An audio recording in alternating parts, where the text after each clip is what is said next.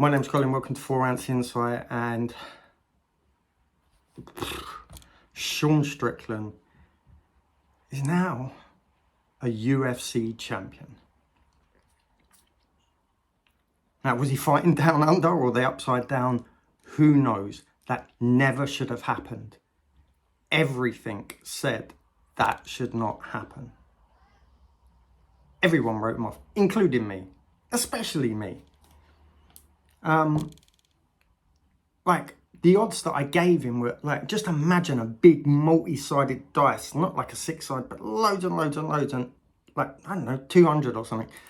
And every single one of those says Adesanya wins, and one tiny square says Strickland wins. And you could roll that dice and roll that dice, and every single time. Do you know what? No. Imagine a coin. That's probably better. A coin. On the head side, it says Adesanya wins. On the tail side, it says Adesanya wins. And on the ridge that goes round, it says Strickland wins. And you can flip that coin all you want, but the chance of it landing perfectly on its side, that's how much of a chance I gave him. And I guess he just proved us all wrong. Adesanya just couldn't get anything off. And after that power shot in the first round, it shook Izzy. I think he realised, not only can this guy hit me, he can hurt me. And do you know what? Thank God for Goddard. Because there was a lot of refs in my mind that would have rushed in and tried to stop that fight. If that had been, Californian Strength Herb Dean, I think he'd have gone bombing forward, collided with the fighters, and I just had to stop it because he was touching fighters again. But he allowed Izzy to get to his feet. He had eyes on him the whole time. That's what a good ref does. Like, to be honest with you, I had to go back and see who was reffing it, and that's perfect. Anyway, Sean Strickland's style posed a real problem. And this whole fight was about distance management. He just crushed him up against the cage. Izzy, at some stage, was even reacting to Strickland reacting to Izzy's feints. So Izzy would feint, Strickland would throw his arms out, and Izzy would almost slip, thinking a shot was coming back. It seemed chaotic. But I don't know, maybe there is a master plan behind it, because it's clearly working. Pretty much at one time, I think a shot was coming. Strickland didn't know exactly what strike was coming. So he lifted his knee, blocked with his arm, and just covered one whole side of his body. So if it had been a hook, he would have blocked it. If it had been a body shot, it would have caught probably his elbow. If it had been a kick, his leg would have been up and he would have checked it. Like, he just threw up massive blocks.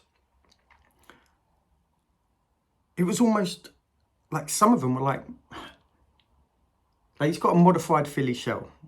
And that seems to be the closest way to describe it. You know, it is a Philly shell and he squares up and it's kind of a bit modified. But some of these blocks were like you'd seen self-defense videos or modified karate blocks. They were big frames. And he was blocking going forward as well. He was creating little car crashes to take away the distance, take away the power, take away the skill, and forcing Izzy to square up and fight him square on. And every time Izzy squared up, he cracked him. He also had him so pressed up against the cage when he tries to fade away and do those lovely hooks like we saw against Rob Whittaker and Paulo Costa. He had no room to do it. And as soon as he opened his frame, Sean Strickland stung him. It was like Izzy was trying to fight a spinning Wing Chun dummy. You know, like the block with all the arms and the legs. He couldn't see past the limbs. He couldn't find his shots. He couldn't get round all that flailing. And because the distance was so close, he couldn't set any traps. If he got too far away from the cage, Strickland would jab him with a teep, but quite hard, like to push him back, force him back. And then other times he'd almost like a press kick. It's the only way I could. It's like a teep. Well, it was a teep, but he was using it to almost touch him and just hold him against the cage. Not really dig in the shot, but like almost like a rangefinder. And he'd do the same with his knee. He'd move forward and lift his knee up to create a barrier as he was throwing a shot. It was chaotic, but also not. Laura Sanko said he is winning this championship with a jab and a 2. Sort of side note, how good is she on commentary? I really like her commentary, actually. Most people take a little while to sort of get into it. I think she's excellent. Yeah, very, very, very insightful. But when you think about that, he won it with a 1-2. Jab cross. Jab cross. If you ever want to start any sort of martial arts or combat sports, you go to a boxing gym, the first thing you'll learn is a 1-2. Kickboxing, Thai boxing, 1-2. Even in karate, I think it's Kazamazuki, Yakuzuki, which is a jabbing punch and a cross. Every striking up, that's day one. And when you talk about fundamentals working, how fundamental can you get? Jab, cross, jab, cross. Now, there were other things happening to set up those openings, definitely.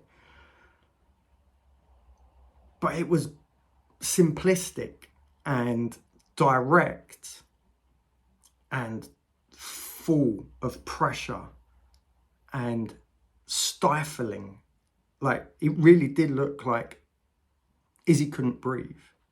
Izzy started throwing single shots because every time he threw combinations, he was getting tagged.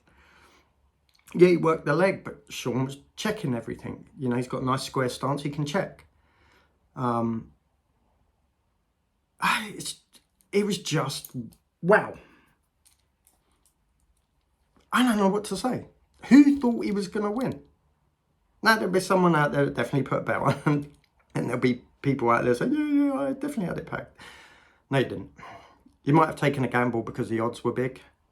I do not believe there was a big list of people outside his camp that were thinking that he stood a chance. And this is the true beauty of this sport. It's got to go down as one of the biggest upsets. Like, people talk about Holly Holm, Ronda Rousey being a huge upset, and it definitely was, but you could see why Holly Holm could win that fight. And at the end of it, you go, of course, she's an elite kickboxer. She could do standing what Ronda Rousey could do to people on the ground. Made sense. This one didn't make sense. It didn't make sense. Did Izzy sort of underestimate Sean? Probably. Did Sean surprise him? Definitely. But should have Strickland won? This guy's a world champion. A world champion. And you know what? He won 4 rounds against one of the most technical strikers on the planet. How many kickboxing fights has Izzy had? There was no wrestling in there. There was, a handful of exchanges where they got that close, and they were essentially just pushing each other apart. He kept him moving around and around and around. And another great observation, how much did Izzy train fighting going backwards? Like, and what does this do for the division? First of all, Izzy does not deserve a rematch. He doesn't deserve the rubber match. I think Daniel Cormier's right. I think he needs a break. I think he needs time off. I think he needs, he fights a lot. He's a very active fighter. Again, the commentary team were saying, how much footage of Izzy is there out there? So everyone's trying to work out a game plan to get around his style. And there's so much footage that, eventually someone was going to get him. But I don't know if Strickland was studying tape. I'm sure his team were, but how much of his style changed? Yes, he was a little bit more disciplined with his hands. A little bit. Yeah, he was super hard to hit. I mean, he had 0 damage. Was this just one of those things? that first shot seemed to break Izzy. Like, he definitely, when he got back to the corner, he didn't know what he got hit with. And I'm stuttering because I'm so astonished. I really think it changed the course of the fight. Really, I'm throwing my pen around and everything. It really changed the course of the fight. Who knows what would have happened had that shot not landed? Just 1-2, 1-2, 1-2, all the way. And again, like I said, Izzy was getting caught in the exchanges.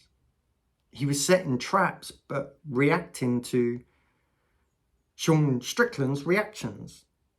It's a bit like, sometimes you hear, like if a fighter's preparing for camp, they won't fight with new fighters, like people they don't know, or more beginners, sort of less skilled fighters. Because if you're a new person, you walk into a gym, you're going to spaz out a little bit, right? You go to a boxing gym and someone hasn't been, it's their first day training, they get in and they're sparring, and then they catch you with an elbow or something, just because of the way they're moving. It's not coordinated and it's not in line with the sport. And you get these weird spazzy moments. And it looked like that Sean Strickland was doing that to such a high level, as weird as it sounds. He just shut him down. He just shut him down. I know Izzy's going to be devastated with his performance, but you cannot take anything away from Sean Strickland. You don't have to like his personality. You don't have to like his brash attitude. You don't have to like anything about him, his style, his guard. He's UFC champ. He is the UFC champ. And there was a moment where Dana walked up to Izzy after the fight. It did look like he was kind of saying, "Are you all right? Like, is everything okay?" Like, because no one expected that. There had to have been something wrong with Izzy, rather than Strickland did a good job. I mean, that was my initial thing. But credit where credit's due. If you go down under, Sean Strickland is going to flip you on your head. What a great fight. Well, I can't wait to see some of the real technical breakdowns of this, because I think it's going to be interesting. But as a story, I mean, trailer trash, self-proclaimed trailer trash to UFC champion. And he kind of put the belt on the floor afterwards, said he didn't really care about the belt, that the sport saved his life. And we saw more of the person, less of the brash bravado about, I'm a serial killer and if it wasn't for this sport, I'd be out killing people. We saw a human side to him, realizing that really it did change the course of his life, this sport. And that's why it's so special. Now, how long can he hold on to that belt? Who knows? How do you set a game plan for Strickland? Well, Alex Pereira did. I think, Strickland was definitely going backwards a little bit there and respecting his power, but I don't know. Like I said, maybe just get two fighters in there, just waving their arms around and trying to hit him. Because it was like hitting a target while someone's doing this. It was like punching through a fan blade. And it really disrupted Izzy's flow. Wow, what next? Superstar down. He's going to need time off. Strickland is probably going to jump straight back in. I think we'll see the belt change hands fairly quickly. I think we'll see a merry-go-round for a little while and the division will kind of stabilise again. Will it stabilise with Izzy back at the top? Or is this the first signs of him? He's got a lot of wear and tear. He's been fighting a long time. And he's been hit now with big shots. And he's very, very rich. And I know he works hard, and like I said, he's a very active fighter, but will he come back and want to hold that crown again? Is he going to look for a new challenge? Who knows? That's my 4-ounce insight. Let me know yours in the comment section below. Hit that like button, hit that subscribe button. I really, really, really want people to have a chat. I want to know what people think about this fight, about all fights. So until next time, take care.